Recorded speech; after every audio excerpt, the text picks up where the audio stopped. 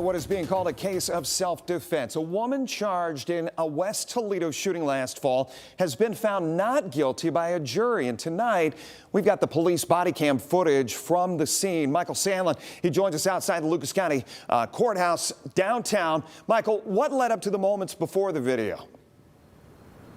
Well, Jeff, it's really what happens that we don't see in the video that makes all the difference in this story. In just a moment, we're about to see a woman who appears to be the victim. She's laying on the ground, she's bleeding, but this case proves she was actually the attacker in this situation and not the victim.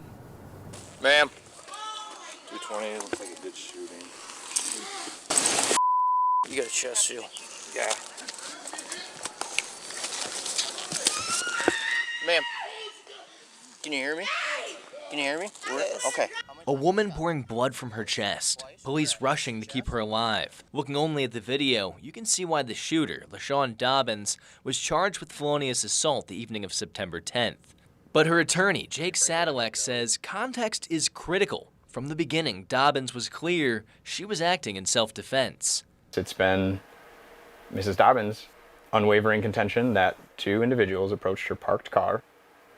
One of them brandishes a weapon, standing in front of her car.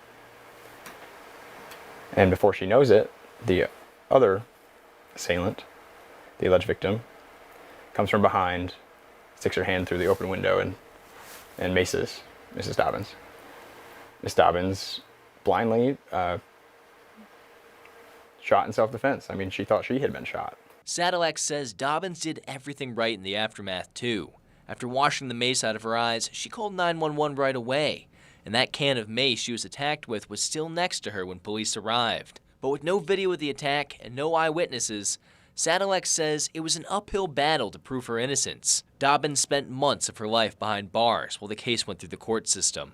It's impossible to imagine what she must have been feeling, or what she, was feeling for those many months.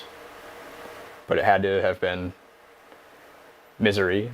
Finally, on May 1st, a jury found Dobbins not guilty. But Sadalek isn't satisfied. While Ohio allows for self-defense, to him, there are always strings attached here in Lucas County. But in Lucas County, if you use a gun to save your life, you can pretty much count on a year-long prosecution and everything associated with that. Looking at mandatory prison time and just waiting for your day in court to prove what happened. Here's what the prosecutor's office had to say about Sadalek's comments, saying, quote, "Self-defense is a legitimate legal defense in Ohio, but it doesn't apply to every situation involving the use of force. Force should only be used when it is truly necessary to protect yourself from serious harm. Each case is fact-specific, and claiming self-defense doesn't automatically justify an act of violence." Reporting in downtown Toledo, I'm Michael Sandlin for WTOL 11.